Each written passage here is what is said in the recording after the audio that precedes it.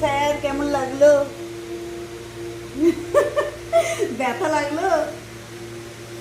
তো আমার এই যে ক্লায়েন্ট যে নাকি 10 দিন আগে পিয়ার্সিং করে গেছিলো, যাওয়ার পরে কোনো রকম ব্যথা ব্যথা ছাড়া বিয়ে বাড়ি গেছিলো, তারপরে এই সুন্দর একটা ইয়ারিং পরে নিয়েছিল, তারপর তার নাকি কান চুলকাচ্ছিল, সুন্দর মতন কানেরটা খুলে সে রেখে দিয়ে তারপরে বোরলিন দিয়েছিল ভালো করে।